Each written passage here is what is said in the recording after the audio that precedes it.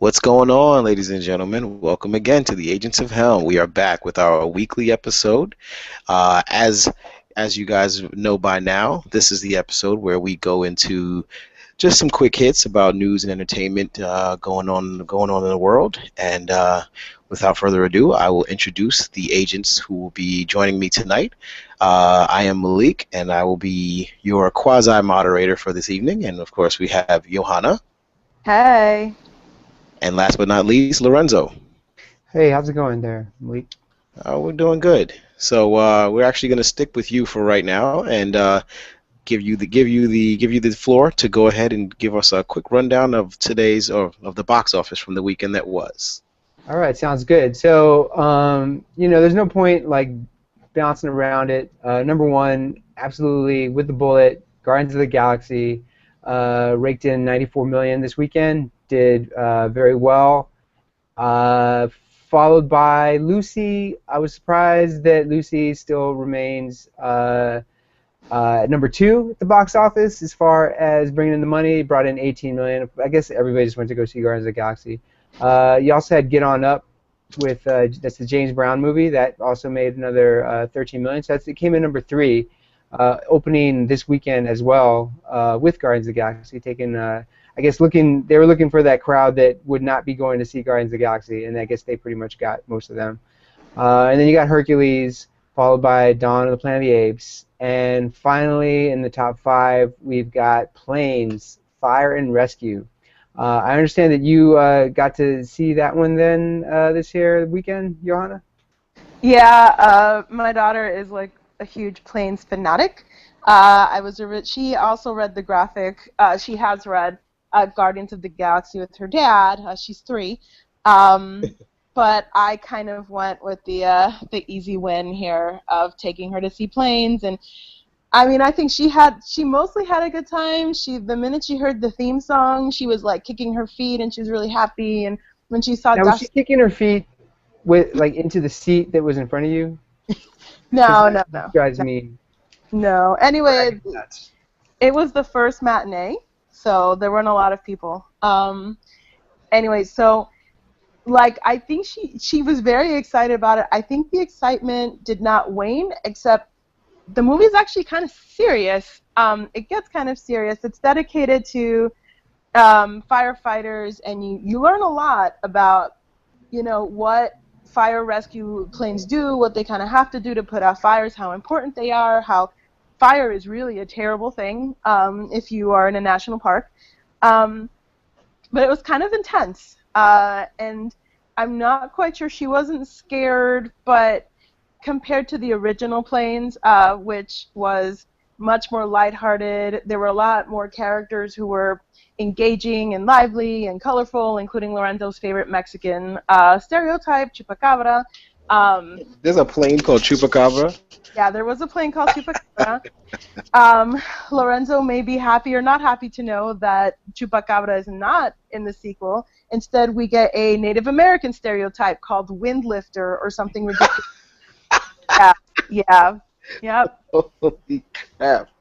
Yeah. Whoa. And then Pixar is able to get away. Is this a Pixar movie? No, that was what I was saying a long time ago, that they try to wrap it up like a Pixar movie, but it is not a Pixar movie by any means. Wow. I actually found out that it's the series is produced by this company called Disney Toon, who up until they did Planes, had only done direct to video. So obvious. It is so obvious. The minute you see Planes, the minute you like the first 5 seconds of watching Planes, like the original one, I knew that it was not a Pixar movie, and I was immediately outraged. Oh, so I'm not surprised. It's related to Disney. I'm not surprised at all that Disney's racist. It was really like, he spoke with that Native American. Pixar is Disney, right? Yeah, but it's not like Disney.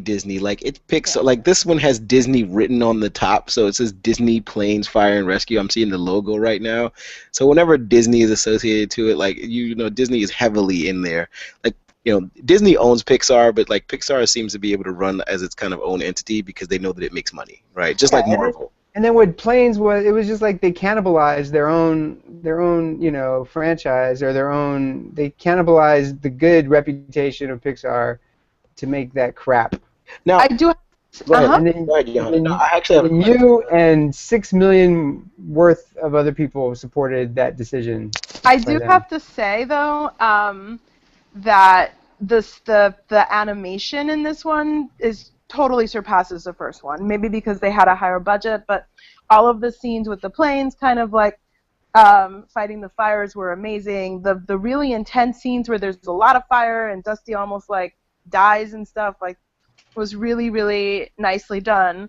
The problem is that you go in expecting this like really light movie, and you come out with this intense movie that you kind of want to like because it's about firefighters and what they do and all of that. And Aviva's kind of into fire stuff, but I don't think she got it. No, well, she's 3. I mean. Yeah, she likes fire engines, but she doesn't understand like fire peril, you know. Yeah, so I would have to say, if your kid is really into playing like the franchise, like this is an Then you need to set the kid straight, I think. Oh, I forgot to talk about like the Native American Chopper is really terrible. I'll just reiterate, is awful. Like, speaks with that stilted Native American language and talks about like a coyote legend, and it's not a joke. Like, he's absolutely serious about it. But anyway, yeah, you should talk. Well, I can't talk to my 3-year-old about how she has bad taste in film.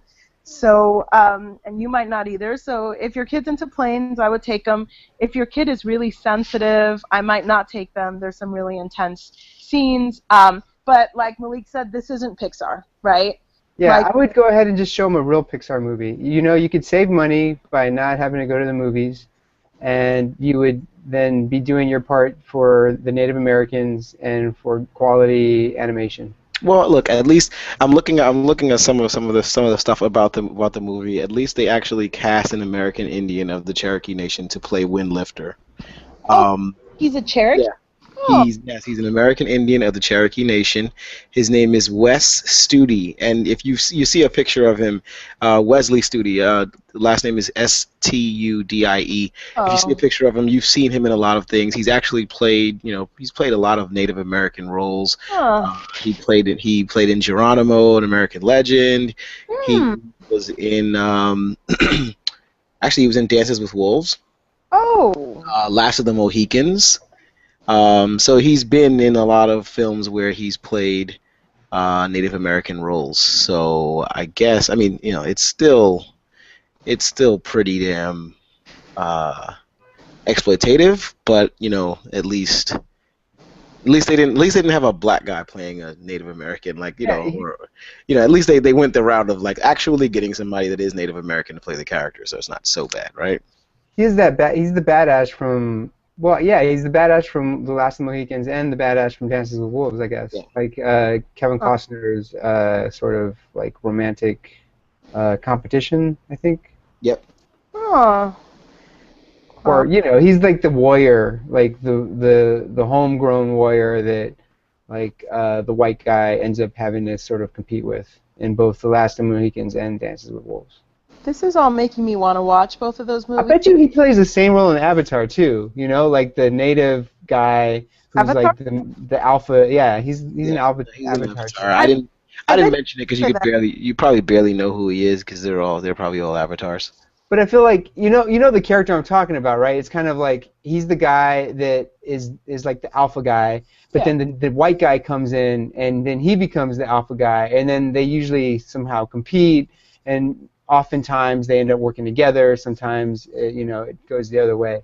But it's like a sort of a stock archetype, I guess. A trope, yeah. Yeah, and I feel like he's played it in like 3 or 4 different movies. In Avatar, he plays the father of Zoe Saldana's character. Okay, so not an Avatar.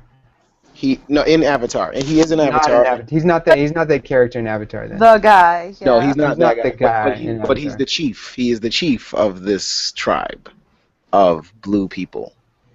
I can't remember the Neytiri. I think that's what they're called. I can't remember. Anyway, I think we've spent way too much time talking about planes, fire, and rescue. I've given my rec. We said 1 minute. We said 30 seconds. Well, Yeah, what's and your you know what's what? your And it's my fault because it actually didn't even. Wait a minute. Let me count. It didn't even come in number 5. It came in number 6. My math is not the best, guys.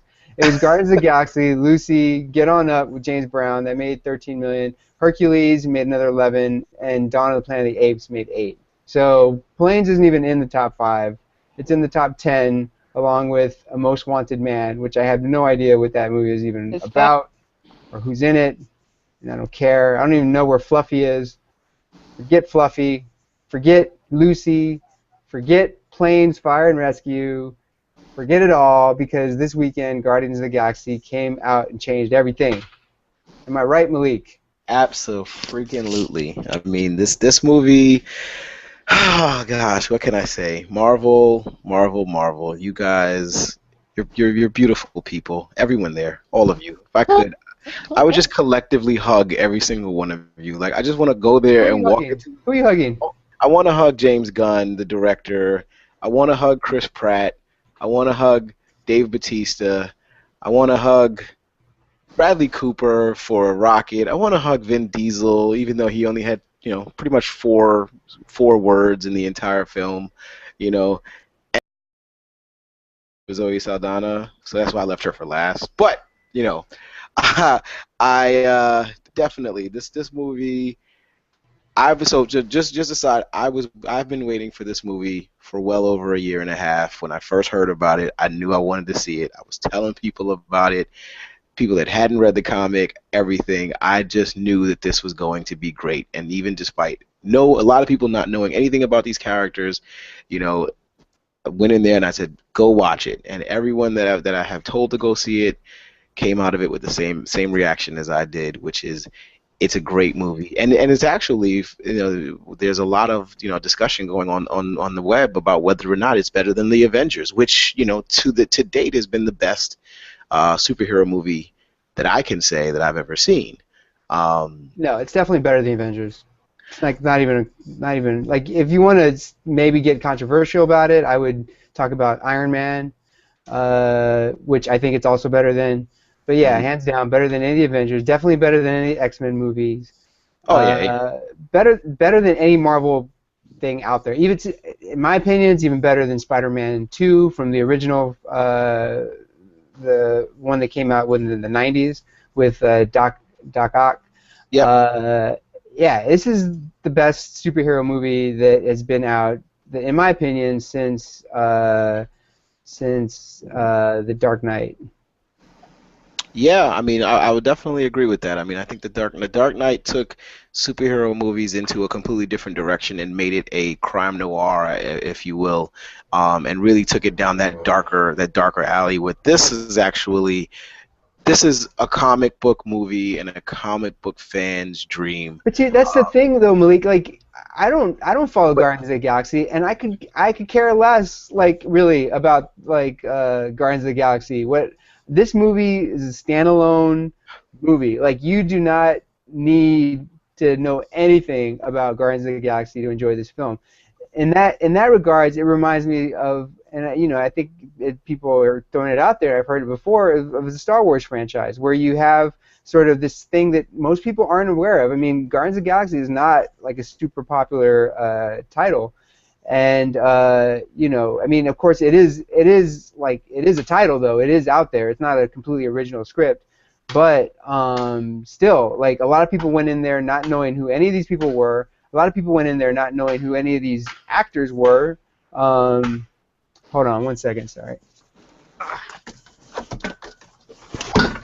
My bad. Anyway, so a lot of people went in there not knowing who any of these actors were. A lot of people went in there not knowing who this director was, and they didn't know who these characters were. But it was a great movie, and the characters and the director won people over. I mean, what I cannot really fully understand is how James Gunn got his hands on a $170 million movie. Yeah, I was surprised to see he was the director. I didn't see the film, but I saw he was the director because he used to like make independent movies. He was actually married to Pam, the actress who plays Pam on The Office. Hmm. And they would make like these weird independent movies. So the minute I heard that James Gunn was making this, or that he had made this movie, I'm like, whoa. He made like the only superhero movie he's made is Super with Dwight from The Office. The one where he's got a wrench and he like runs around in red tights. He did. Did you guys? I actually did a little review on our website, but in it I mentioned that he also did a segment from Movie 43. Do you guys remember Movie 43? I try to forget that movie. But did you see it though? Did you see? Yes, I saw Movie 43. And do you remember Beazle? Yes, I remember Beazle. The little cat. That was his. He did that one. Well, I mean, my favorite movie of his before, obviously, Guardians of the Galaxy was Slither. He did do Slither back in 2006, which is a movie I absolutely love, and honestly enough, it does have that a feel to it, not in the same sense of obviously Slither was a comedy horror, but this was a film that you may not have known going into it, but when you came out of it, you loved it. And so when I said it was a comic book fan's dream, I say it from the sense of this was the type of big, this was the type of a big feature where it's bigger than life, it's larger than life. And comic books, and if you're a comic book fan, you're a fan of things. You're a fan. They're fantastic. That's why most comic book fans are fans of things like Star Wars or Star Trek. It's being able to imagine this great otherworldly battles and all of this stuff. So, but like as you said, Lorenzo, this was just a really, really well done, well crafted movie. They spent just enough time building out and fleshing out the characters, and then really spent a lot of time, the majority of the movie, just actually creating the bond between these 5 characters, so that when you get to, spoiler alert, when you get to an end scene where they need to rely on each other for strength, to finally defeat the villain of the film, it feels real, because you feel like you've gone through everything that you have to have gone through with these guys, and you feel like they would fight for each other, they would die for each other at this moment. So I really, this was a film that I think that it couldn't have been done any better, and that's why for my personal take, 4 agents. I'm giving it 4 out of 4, because I did not, obviously it's not the perfect film. There are things that you can, if you really want to nitpick, there are certain things that you can nitpick at. But, in all honesty, just sit back, watch it, and enjoy it for what it is. It's a beautiful film. It's great. It's fun. It's funny. There's some great one-liners in it. There are some moments that you're going to take away from it. And, of course, it's a Marvel movie, so stay through to the end credits, and you'll see some interesting stuff as well. So, yeah, so I definitely see where you're coming from it, especially if you didn't know anything about the characters. You didn't have to know anything about the characters. All you had to do is walk in and trust that Marvel is going to give you a film that they've put a lot of effort into, that they've put a lot of money into, and that they are expecting will, pay dividends for them in the future, and it's part of whatever's to come. So if you are a Marvel fan of these Marvel movies, you kind of have to see it anyway, because it connects you back to what you've already seen in the previous films, the Avengers with Iron Man, and so on and so forth. That said, though, I mean, if I don't consider myself a particularly big Marvel guy, and you absolutely do not need to have seen any other Marvel movie ever. You do not have to like the X-Men. You do not have to be concerned about the Marvel Universe. This right now, the way it's set up, loosely ties into the Marvel Universe, very loosely at this point. Well, it introduces you to a relatively major villain character, which Thanos, right, which that's what I'm saying. Was that not a brilliant casting move? Making Thanos. I mean, I never would have thought that was one of the great things about the film was putting Josh Brolin as Thanos and having Bradley Cooper as a raccoon, and Vin Diesel, I would have had no idea that was Vin Diesel, right? Even Karen Gillan was awesome, who's from the Doctor Who franchise. Yep. She plays a character that absolutely does not look like Karen Gillan at all. But yeah, Josh Brolin had maybe like 5 lines in it, and he stole any scene that he was in, obviously. Yeah, I mean the casting in this movie was inspired. They just did a really great job. Benicio del Toro as the Collector. He's in Right. it. He is Yeah. in it. He had. I mean, if you've seen Thor: The Dark World, his character appeared in a after credit scene in Thor: The Dark World as the Collector, and you can read up on there's a whole bunch of read ups on who the character is or where he comes from. So he did appear in that film, and then there was information about him appearing in this one as well. Again, another quick tie-in between the other films that have come before it. So. And then Merle from The Walking Dead. Yes, he was You amazing. love this guy. You just love him. He was great. Yeah, he's one of the, like, in my mind, what makes a good movie, any kind of blockbuster, I guess, if you want to say, maybe it's even any movie at all, but you got to have really strong bad guys. I mean, the bad guy is what will give you that timeless quality. If you look at movies in the past that have really had legs, they're going to have really badass bad guys. And for what it's worth, he does play a bad guy. He's not on the right side most of the time. And you love this, and you love him. You love his cool weapon that he uses. He's got what does that have a name, Malik? His little whistle stick. I can't remember what the name of it is. I can look it up for you real quick. You can go ahead. I'll look it up for you real fast. Yeah. I remember the name. Yeah, and then obviously you got Thanos, who is just anybody that is at all familiar with Marvel knows Thanos. He's just like this badass purple guy that has always been like one of the most fearsome kind of guys around. And but he's not the main bad guy. The main bad guy is Played by Blueface. Yeah, played by the elf from the Hobbit movies. Mm-hmm. Yeah, that was another decision that I just would not have thought of at all.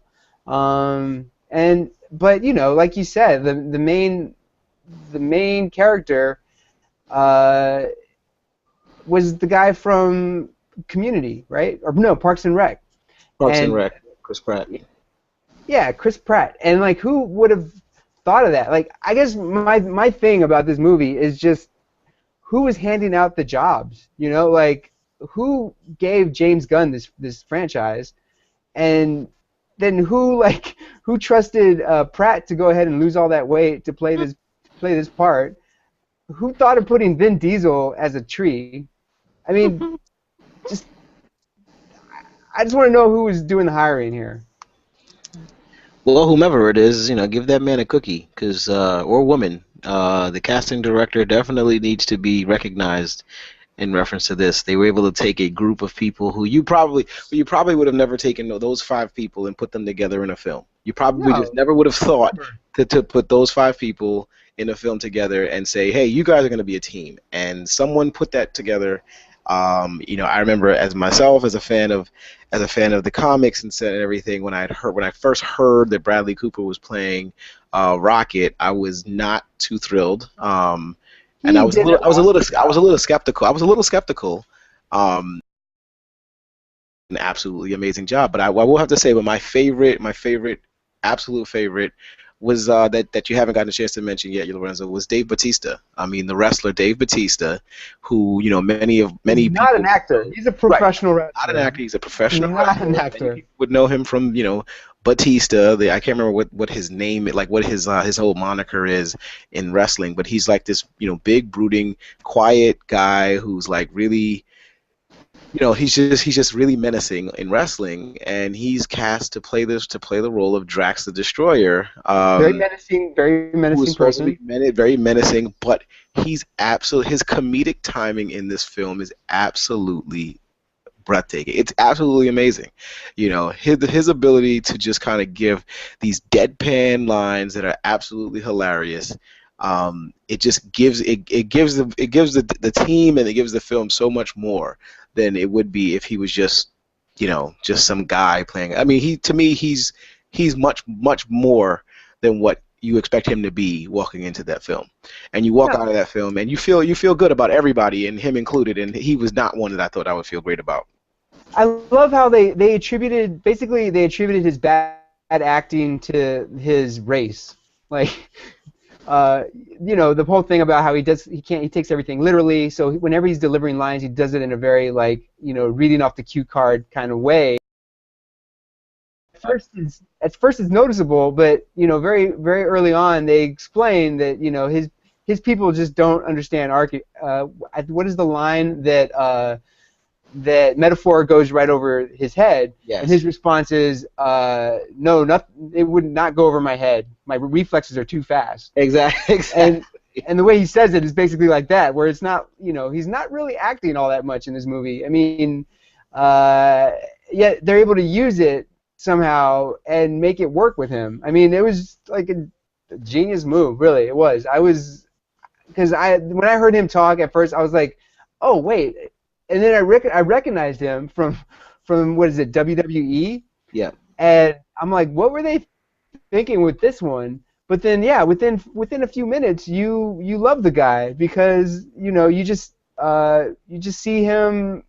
How do I put this? It's like everybody, whatever faults you might attribute to these characters, to these actors specifically, they turn them into attributes in this film. It seems like. And that's the thing with, like, okay, so I know you're a fan of Dawn of the Dead, but would you have ever in a million years have picked James Gunn to direct this movie, Malik? You know, honestly, I can't say that I would. I mean, I would have definitely. He would have definitely not been on my short list of people to direct this film.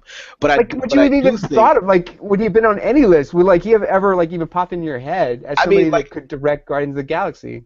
So my whole thing, and Johanna, you could probably chime in here, is like, I don't know directors until I know their films. Like, I know their films before I know who they are, right? So, like, if you told me, hey, the director of Dawn of the Dead and Slither, He didn't direct it. He wrote it. Right, he wrote Dawn of the Dead. He wrote Dawn of the Dead, and he wrote Scooby-Doo.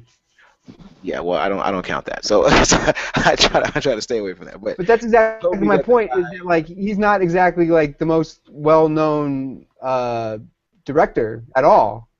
Right, no, that's what I'm saying. Like, so there's certain directors whom I definitely know. I know them by either knowing their name, knowing the films that they've done, or by, you know, seeing a movie and knowing their style on camera.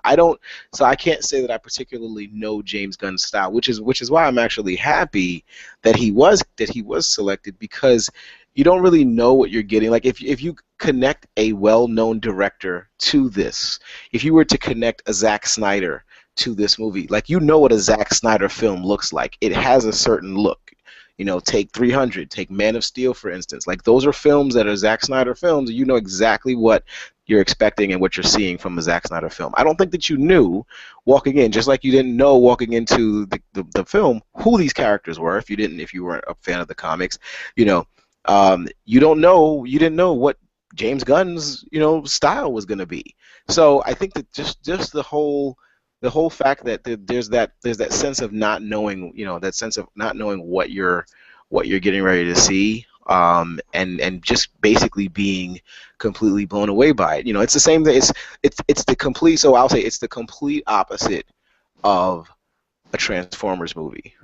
You walk into a Transformers movie knowing exactly what you're getting ready to see, and whether it's good or bad, you know what you're going to see before you sit down into that seat.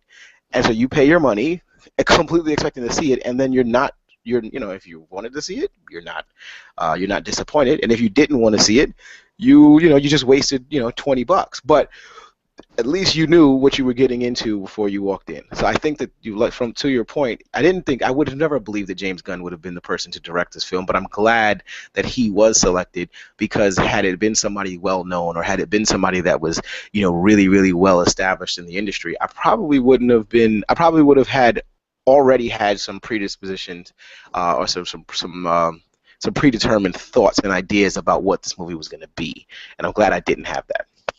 Well, did you know that he had directed Slither?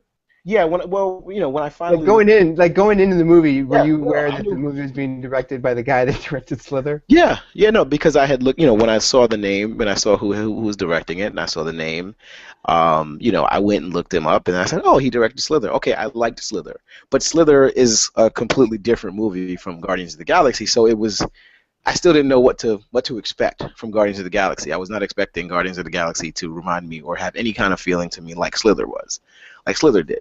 But I'm happy that the one thing that it did give me, that Slither also gave me, was an opportunity to watch a movie that I had no expectations for. I mean, I had high expectations for it, but I didn't know what I was going to get, and I got something that I enjoyed, and I'm ready to go see it again. Yeah, I mean, I was expecting to be entertained. By this point, I enjoyed the trailer. Like you said, I wasn't all hyped for Guardians of the Galaxy, but I knew you were, and that excitement kind of drove me a little bit. But mostly I just expected to be entertained. I thought it was going to be light, lively, fun. But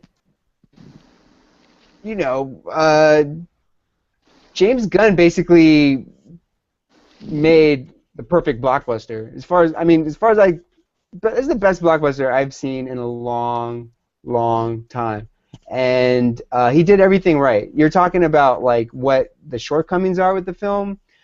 As far as the genre of blockbuster goes, I don't think that there are that many shortcomings at all. Like it basically gives Hollywood exactly what shows Hollywood what a blockbuster is supposed to look like. I mean, this is what people want, and this is what I think Hollywood has been trying to give them, but just doesn't know how. And the script, James Gunn did the script too. And say what you will about Scooby-Doo, it was a pretty funny movie. I can honestly say I've never seen it. Yeah, I mean, which is understandable, but when you have kids, sometimes you go see Planes, Yeah. sometimes you go see Scooby-Doo. Yeah, exactly. And and this guy is really great with one-liners. I mean, he's really great with one-liners. He's really great taking advantage of the. So, for example, Scooby-Doo. Scooby-Doo is a kind of a one-dimensional character, right? And James Gunn was really great at utilizing that for his advantage and to get laughs and to entertain while at the same time endearing you to Scooby-Doo. And he does the same thing with Batista, and he does the same thing with Vin Diesel. You like these guys because of their limitations in a lot of ways. Does that make sense to you, Malik? No, absolutely. I definitely see where you're coming from. I He mean, talks about yeah. No, I was gonna say Go ahead. his ability to the dialogue in this film, and again, I never got a chance to see Scooby Doo, but I will, honestly now, since he's been associated with, since he's the director, I'll sit down and watch the first one. I'm not gonna watch the second one because I know the second one is horrible. But I will watch the first one. I just didn't. I avoided it because I'm a huge fan of the cartoon and of the cartoon series, and I just assumed that it was not going to be done well. And that was probably just a mistake on my part. But to tie into this, one of the things about this is how strong the dialogue is, how strong the connections with all of the characters are, and so these one-liners that you're talking about are just his ability to kind of the comedic timing of the writing in this film is remarkable. I mean, it's nothing short of remarkable. Just the ability to to know when a joke needs to be said to lighten a mood. There's a scene when, and clearly we're doing spoilers here. So there's a scene. Well, you know when, what? I don't, Malik. Honestly, I don't think maybe we shouldn't on this one. I would say let's not do spoilers because I'm sure there's some people in the room specifically that have not seen it. And I'm not spoiling a plot point. I'm not spoiling a plot point. What I'm saying is there is a scene where the characters kind of get together, or they kind of make the decision that they're going to, they're going to be a team. They're Right. finally going to be a team, and it's kind of this moment where everybody's really, kind of stepping up to the plate. And there's a joke right there in there that it's so perfectly timed, and it's so hilarious, and it's from one of the characters that you kind of expected something to you kind of expected them to say something kind of funny, but it's just the timing of it and the placement of the joke. It just made it, the entire thing feels just organic. It You're feels like talking about Rocky talking about standing up, right? Is that what yes, it is? We're all exactly. standing up now. Exactly. Yeah. So it's Yeah. that moment when that happens, and it's like it just feels organic. It feels like a group of people in a room, and it happens, and it's not forced. It's there where the dialogue feels forced, or it feels rushed, or it feels like, there was no need for a certain person to say line A, other than the fact that it was, it was expected to be funny. Well, there's very rare moments in movies where things happen and dialogue happens, and it feels like it's natural, and I that's one of know. the things about his Yeah, writing that I definitely agree with. definitely. Like I know exactly the scene you're talking about, and in that scene, I think uh, uh, what's his name? Star Lord. Star Lord, yeah. Uh, yeah, Peter Quinn. He says that he has a plan, but everybody knows that he doesn't really have a full plan. So then they're like, well, how much of a plan do you have? And he's like, well, I got like 12% of a plan. And then Rocket is like laughing at that point, and uh, and then his response to Rocket's laughter is, that's not real laughter. And Rocket's response is, no, it totally is real laughter because 12% is not really a plan. It's yeah, and then Gamora chimes in and she says something along the lines of, it's more of a concept, and then so they're just all going back and forth, going around in circles, talking about what it means to have a 12% plan. Uh, and at that point, what's his name? The tree, uh, Groot. At that point, Groot chimes in saying, "I am Groot," which Rocket interprets to mean it's more than 11%. So, so Exactly. Rocket's response is like, so what? It's more than 11%. What does that have to do with anything? And so they're just having this ridiculous conversation that is simultaneously it's making you laugh, but it's also endearing you to these characters, and it's actually moving the story forward because it's building this relationship. It's building that bond between them. Right. It's kind of fleshing out that dynamic that they're going to have throughout the entire movie, which is sort of they definitely get on each other's nerves, but at the same time, they have a tremendous amount of respect for each other because they are a bunch of losers, and and they have that in common, and so they have to stick together. So what I'm gathering here is that everyone should see this film, and it's really funny and it's well written and it has four agents, and I really am looking forward to seeing it hopefully next weekend.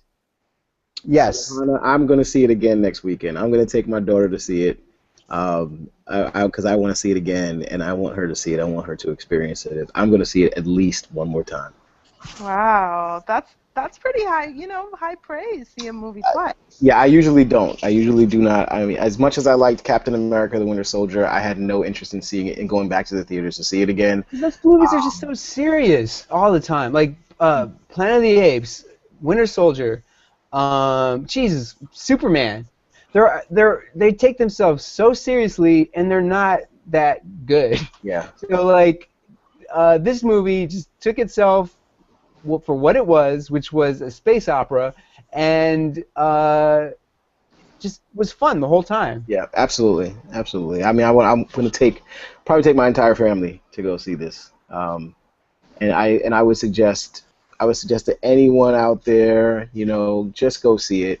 You're gonna have a lot of fun. It's not too long. It's just about 2 hours That's and one another minute, thing. something like Is it that. even over 2 hours? It definitely. I think it's like two hours and a minute. Like literally, Oh, that's nice. yeah, it's just at 2 hours, right? And it does, and it's over so quick, and everything happens so quick. The pacing is great.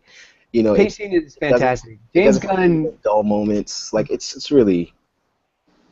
Yeah, I'm talking up this movie like it's the best movie of the year. It's not going to win an Oscar, although this is probably what Joe was talking about.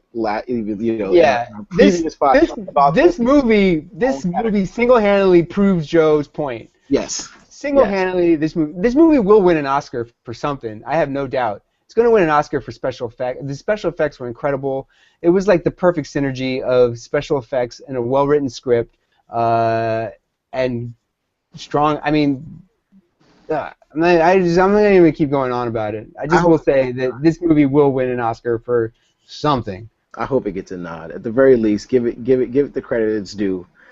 It's probably the most fun you'll have in the movie theater in 2014, and I say that only halfway into the year. This is probably the most superlative movie review that has ever been on this show. Yeah, definitely. It's it's one of the first ones Lorenzo and I have completely agreed upon. This is the best. This is the best movie that I've seen since we've been together. Yeah.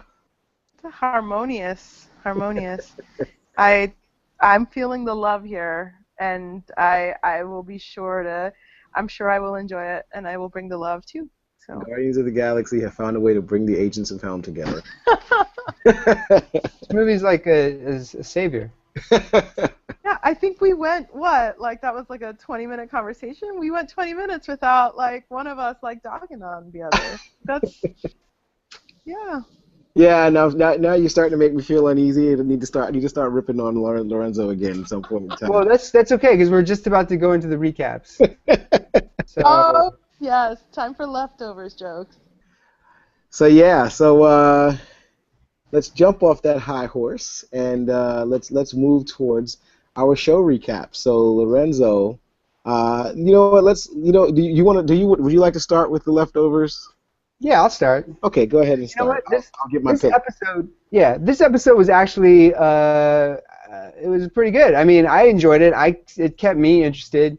At this point, it took off with one of the characters, Nora Durst, who had she's what they call legacy, meaning that she's lost family members, and she's lost actually 3. So she lost her 2 children and her husband. Then she finds out that her husband was having an affair on her earlier in the season. So then she's getting a divorce from her husband. So she goes to court. She gets a divorce from her husband. She runs into Chief Kevin, who's also getting a divorce from his wife, who joined the Guilty Remnants. She divorced him, and he, I guess, signed off on the papers. And so they were both there at court that day. By this time, you're seeing that Nora kind of hides her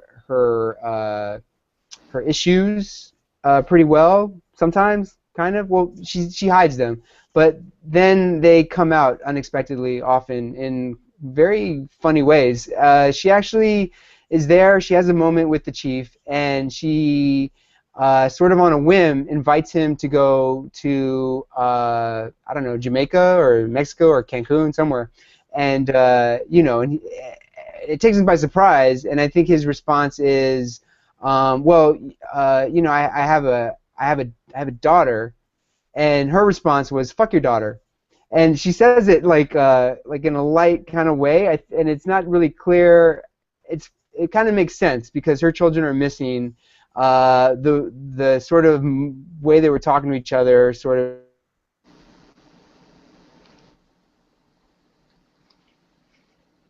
And so it's kind of a mix of like her real emotion coming out with her just being inappropriate, and so that kind of sets the tone for the rest of the movie. You get to see what her life is like.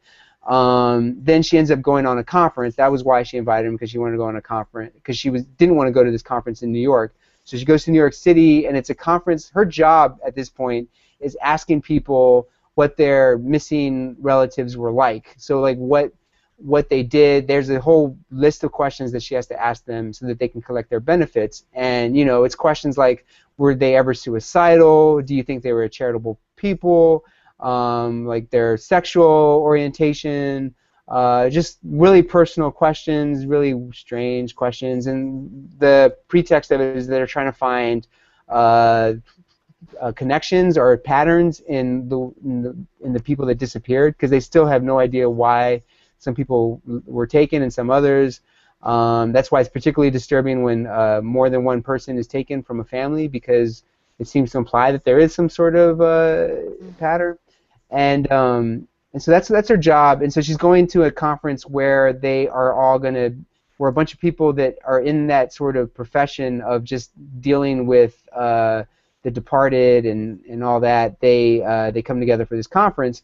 And she goes to the conference. Her name badge gets stolen, which I know doesn't sound exciting, guys. I know a stolen name badge does not sound exciting, but it is, because then it ends up setting her up as being a person who's now not known as a legacy, so nobody really knows who she is.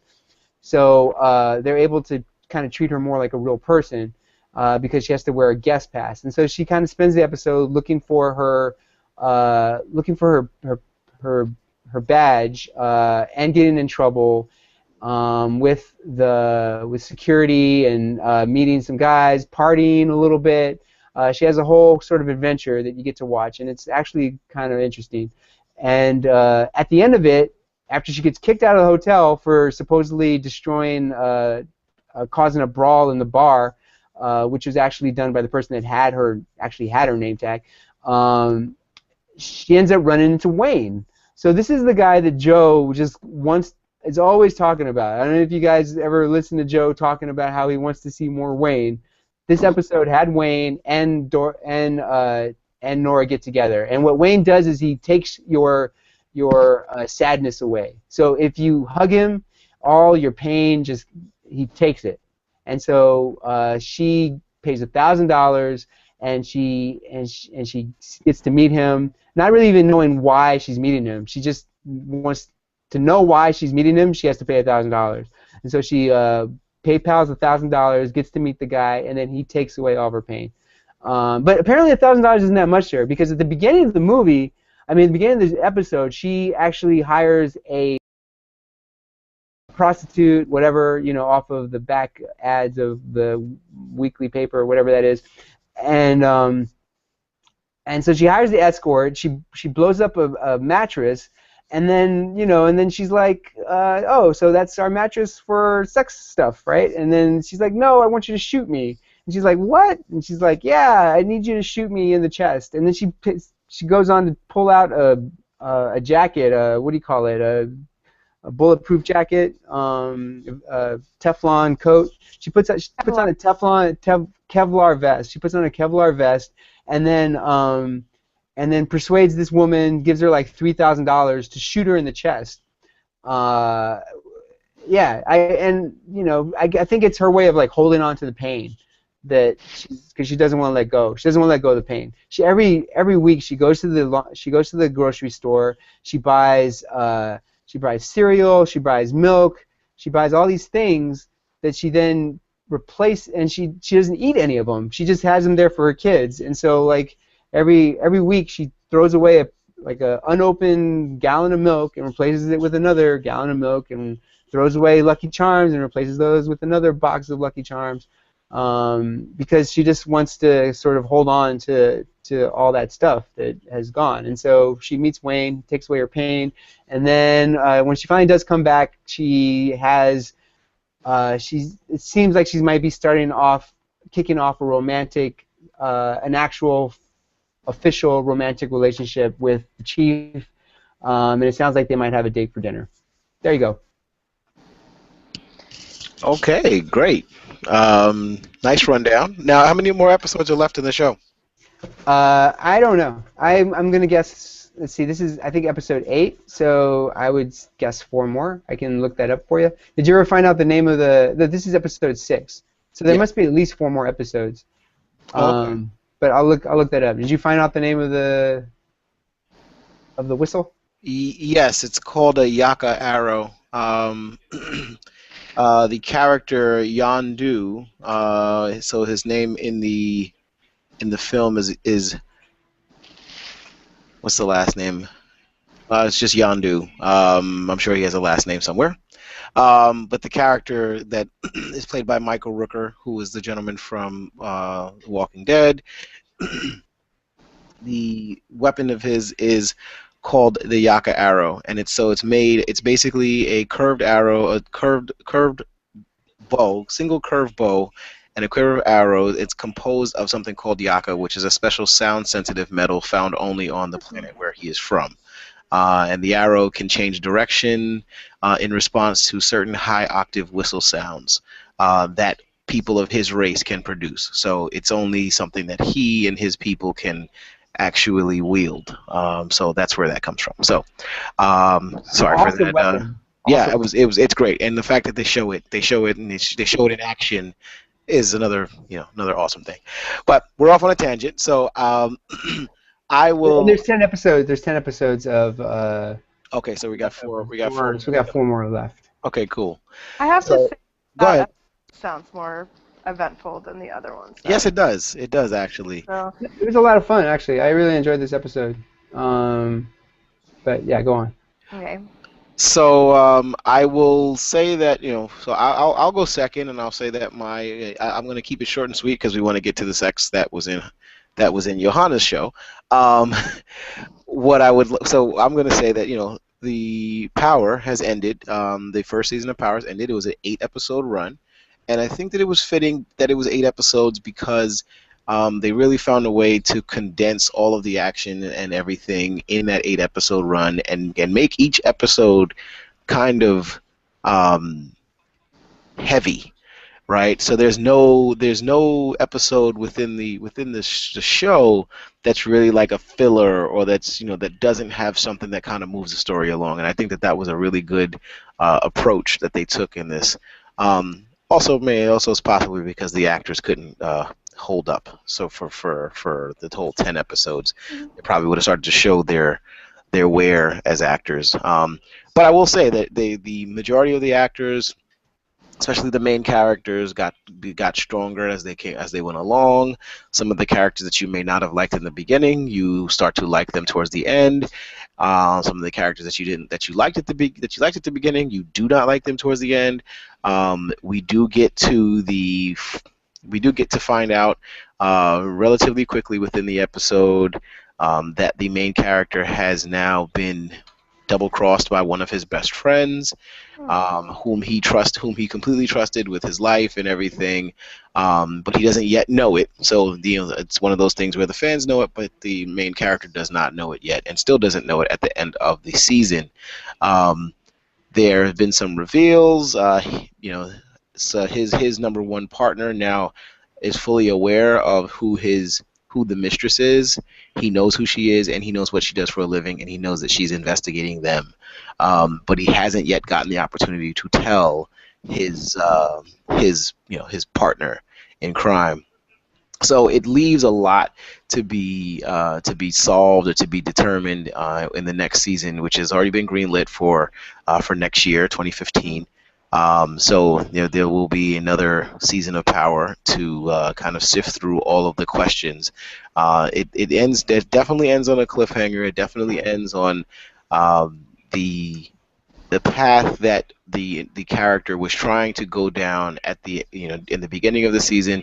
Turns out completely falling on his face, and he no longer has the opportunity to go down that path. He now has to go deeper into the hole of the criminal underworld that he was trying to get away from, in order to save himself, save his life, and save what he loves, what he seems to actually really love, which is this legitimate life as a club owner. He really wants to do this, and he really wants to succeed in that realm, and in order to do so, he has to delve deeper into the criminal background that he has established over the course of his 20 years of being a drug dealer. So I say all of that to say, very good show, good action. The acting got better as it went along.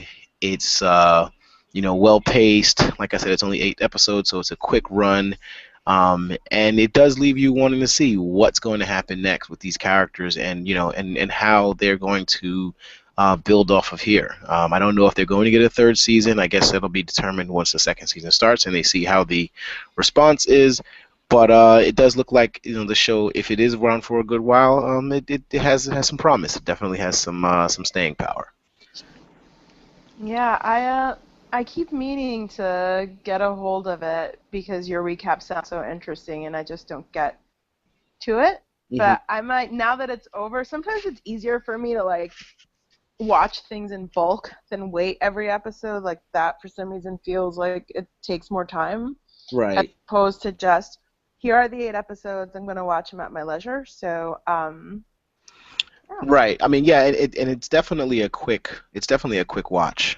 You can literally in a weekend, you can sit down and watch all 8 episodes, from beginning to end, and by the end of the season, you feel like you've watched. I mean, it feels like you've watched a full season run of a show. So it doesn't feel like you don't feel like you're missing anything, or you've missed out, or you're losing out on anything, because it's a short series. It's that I think that part of it is really well done.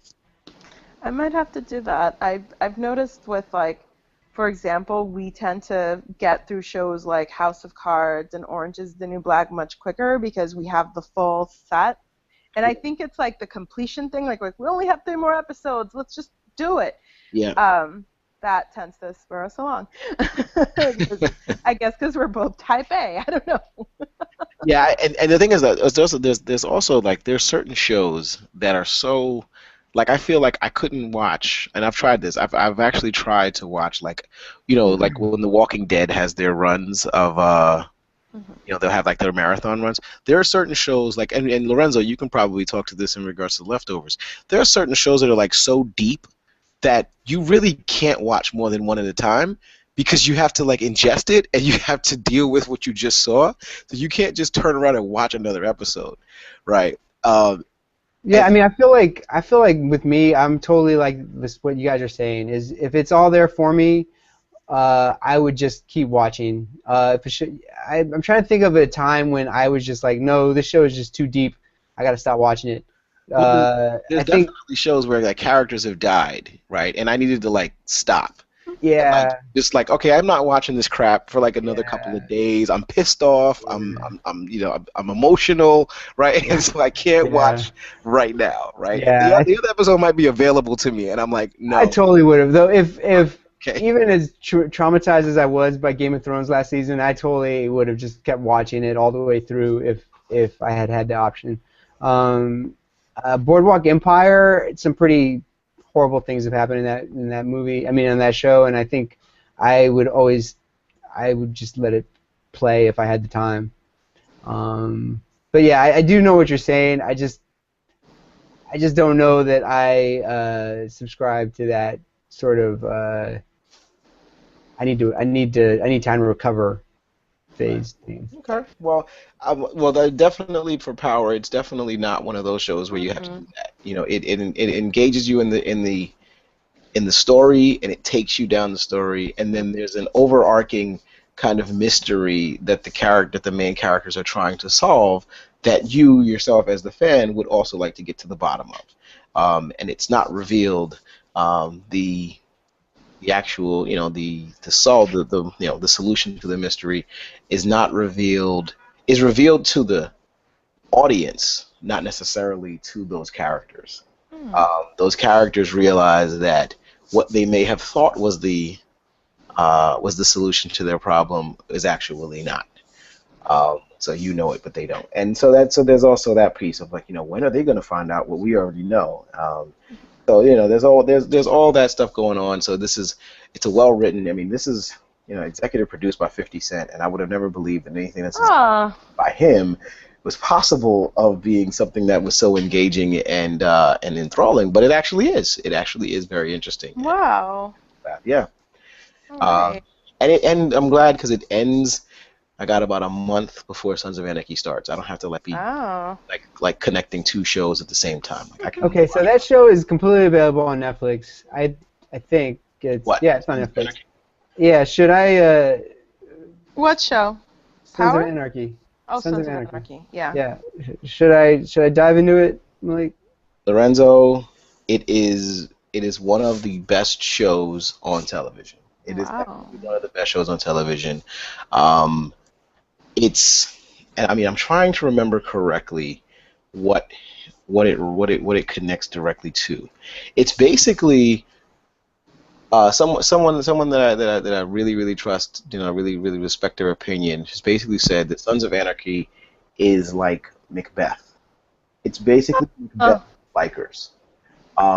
It's basically the tale of the Prince and the King, and the storylines and everything that all the weaving storylines of that show are absolutely yeah, it takes you down a path. It takes you really down this path. And originally, and I didn't, and I'll be honest, I was not interested in this movie, in the show in the very beginning. When it first came on, I was not interested in it at all.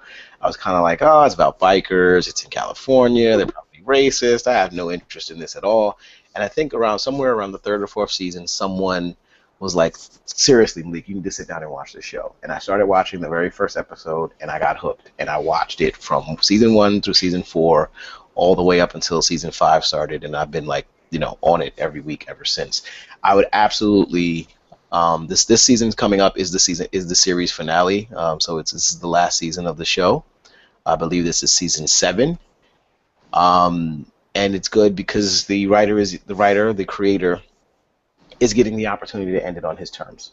He's getting the opportunity, just like Breaking Bad, he's getting the opportunity to end it the way he wants to end it. He's not being forced to end it earlier or anything like that, and he's not being forced to extend it beyond what he believes to be the ending of his run. He is getting to end it when he wants to, and so you get the feeling that it's going to end the way that it probably should for these characters.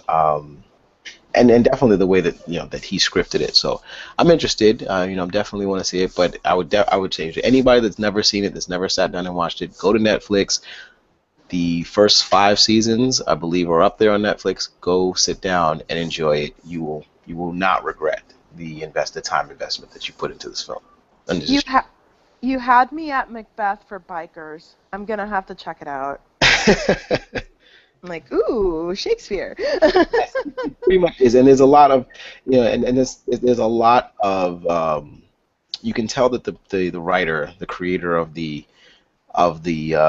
series, you can tell that he definitely has Shakespearean inspirations, because there's definitely they definitely talk to a lot of the characters of Lady Macbeth, and all they talk to them without actually saying the names, of course. Ah, Yep. So yes, definitely see it, and enjoy it. nice. So without further ado, I'm going to, jumping off of Power and that little Sons of Anarchy soliloquy, I want to send it to Johanna to give us our final rundown of the night, which is Masters of Sex. All right, so to start off with, this episode was much better. It was back to business as usual. There were no hermaphrodite babies or like long monologues where he did weird things. And I mean, he does weird things, but they're not weird like that episode. And we actually have other people back. So basically, it starts out. I mean, it's Masters and Johnson going back and forth about why she isn't in the study. He's trying to get the board to approve her to come back to the study. Meanwhile, he's kind of like, so my secretary sucks. Can you like do this stuff for me? And she's like, what are you talking about? Of course I'm gonna do it because I love you, but I'm gonna pretend it's for science. So like one of the other doctors finds them at the hotel and discovers them, and she lies to the guy and says that they're doing it for science, or rather they're not having sex for science, but they're at the hotel for science. He doesn't believe her, so he gets her mentor drunk, the woman with brain cancer, and he's like, so you know that they're like fucking, right? And she's like, what are you talking about? Tell me more. And he's like, yeah, like they're fucking, like I saw them at a hotel, she lied to me, blah blah blah blah. So the mentor realizes that Johnson is planning to leave, like no matter what. I mean, she's gonna leave.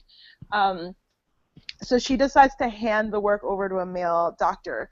So it's kind of like this back and forth where like Virginia kind of feels like a hoe because like Masters is kind of playing her, but at the same time he is trying to like get her back on staff because none of the female subjects trust him. They're like, well, where's the lady doctor? I can't masturbate with just you in the room. Like, what am I going to tell my husband? There has to be a lady doctor here.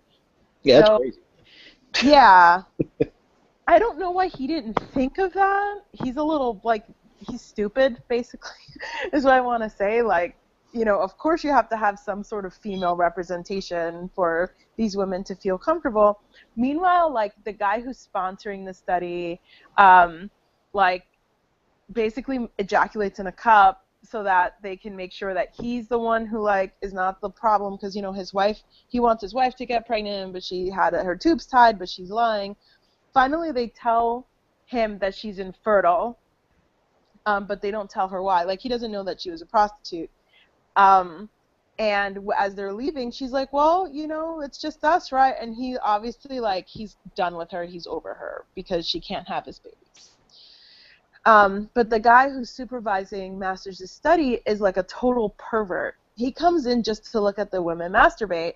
And the first one who comes in, it's like this postmenopausal woman, and he's like, he starts making fat jokes because she's fat, and Masters is just looking at him like, I hate you. Like, you're really gross. So he tries to scare him by saying, you know, like the same line that he gave Johnson in the first season, sometimes there's transference, you know, like you start having feelings, sexual feelings for the person that's also watching and blah, blah, blah. And the guy's like, wow, really? Well, like, I don't want that. So I didn't watch the last 16 minutes. But basically, like, he brings all these guys to watch this girl masturbate, the supervisor, and Masters is, like, telling him off. But the big thing here, which was very interesting, is that there's this whole storyline. I told you guys last time about the black nanny and how there's this whole thing with the Masters' wife and the black nanny and how she's trying to, like, teach her not to say X and blah, blah, blah. So in this episode, like, they basically put his wife into, like, full bitch mode. And I guess they're doing that because they want you to start hating her so that Virginia can kind of come in and, like, Johnson can kind of be like the girl. Like, they don't think that, you know what I mean. Like, it's like really lazy writing, right? Like, we don't want you to feel bad for the wife that he's screwing somebody else, so we're gonna make the wife a total bitch.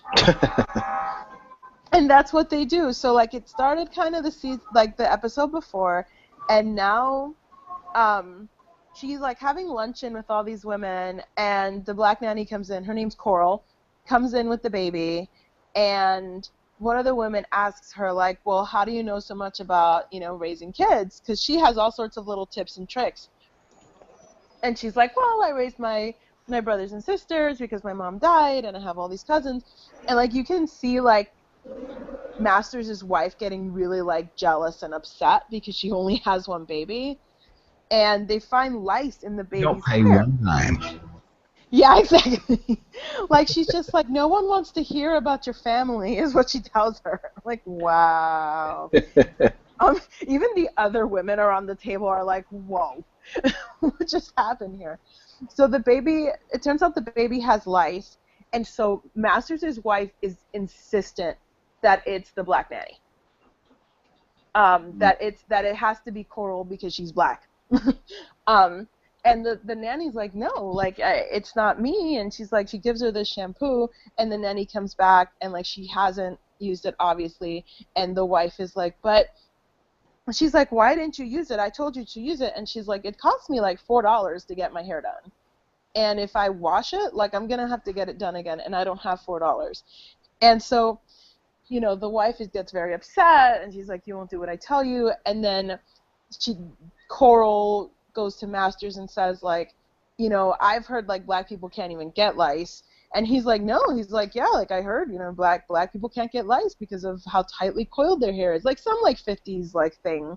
But he's defending her, and then the wife gets really upset. And is like, basically like, you don't need to go to him for our business, blah, blah, blah, blah.